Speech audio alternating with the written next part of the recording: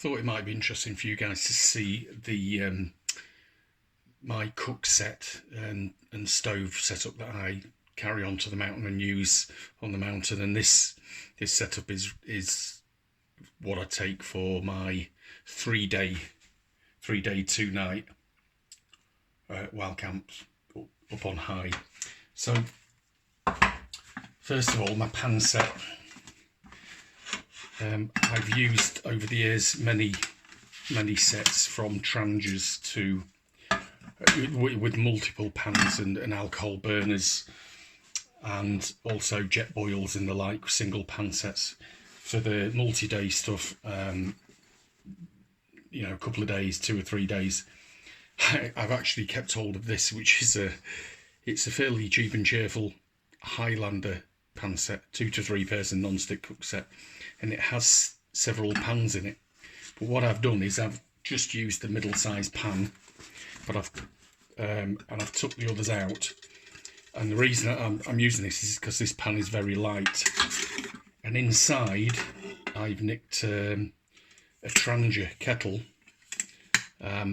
which actually fits inside perfectly this pan set, so I can use the pan if I wanted to not cook straight, you know, out of a pouch, and I wanted to pour something in the pan.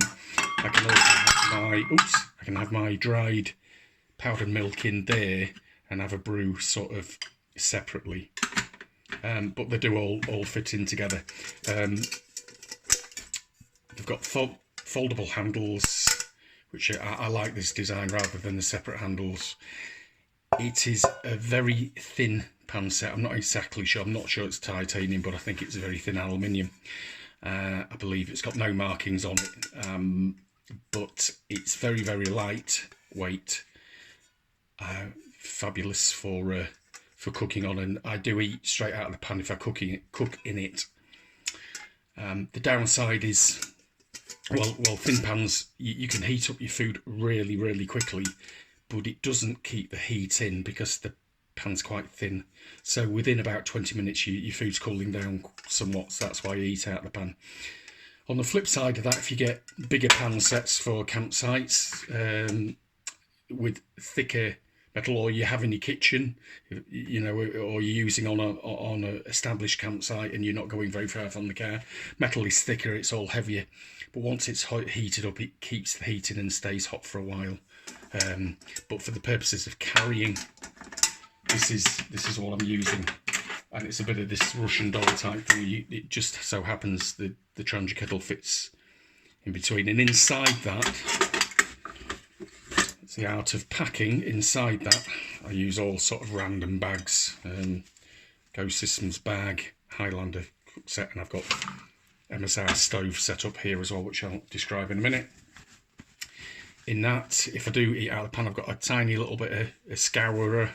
I've got a little cloth that can act a little dishwasher or a pan washer, or actually a little tea towel, and I've got a little bit of like fairy liquid, if you like, in there.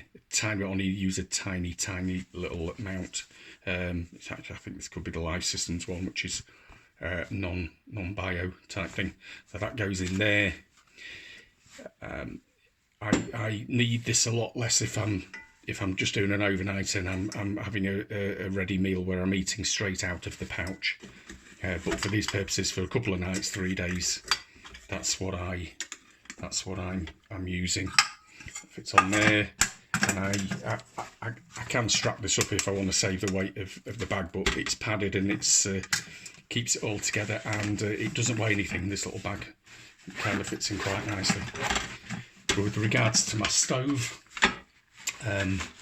again, I've used an awful lot of stoves over the years. The Trangiers, the remote burners with them.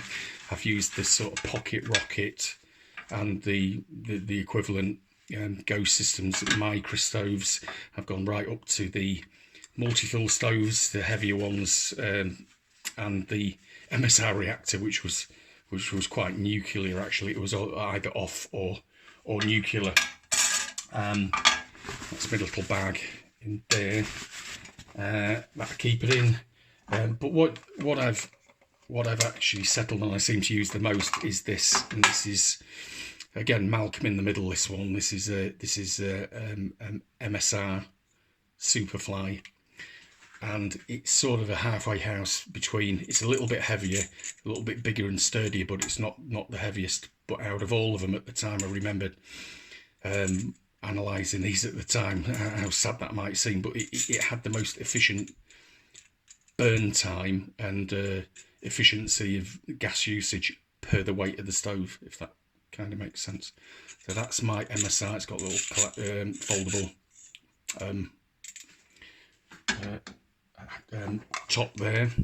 I've got this, my drinking mug is 350ml, but I double it up as a bit of a serving cup as well. So if I'm eating out of a pouch or making a cup of tea, I can pour the exact amount into the kettle. Or if I'm eating out of a pouch and that's like 400 or 500 milligrams, it's one of them and a little bit, so I can measure that into the pouch and not waste water. I always weigh my cans. This is a middle-sized 2250. I think about 220 grams of gas. I use this because if I'm going on like I am later on this week on a 3-day 2-nighter, and I'll just put it all together because I will test this. I've got a little clicker, MSR clicker. I don't know, about 15 quid now, but they last probably 7,000 clicks. They say I've had this years. One of these days it's going to run out, but I really need to take a couple of matches just as a backup. But that's because it hasn't got piezo ignition on it. That clicks in there like that.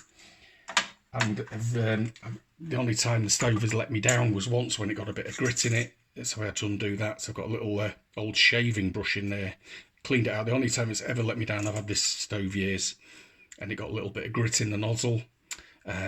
Cleaned it out and it worked straight away. I've got the obligatory, and a lot of people have these little titanium very long handle spoons, so if you're eating out of the pouch and not out the pan.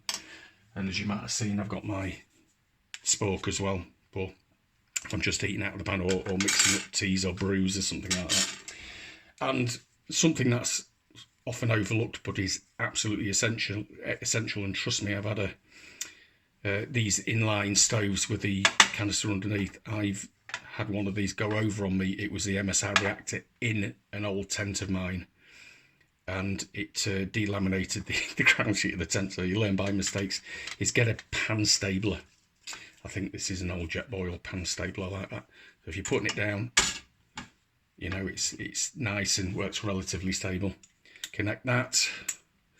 Let's get this all connected. Make sure it's turned off. Make sure the collar goes over there, over the end of the lip of the gas canister. He says, there we go. And give it a really good scooch up. It'll hiss a little bit, go beyond that. I'll scooch up a little bit, and there you go. So I'll test this now. Hopefully I won't blow myself up. I'm not sure I've got it in shot. And there you go. But it's very, very controllable.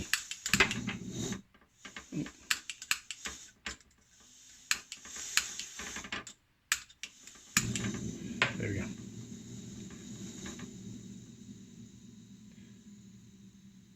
That's my stove, and that's all working, and the gas is flowing. Nice. So it's a good test as well. Okay, I'll let that cool down before I undo it, and I carry it all separately. There you go. That's my COOKSET. That's my cooking system.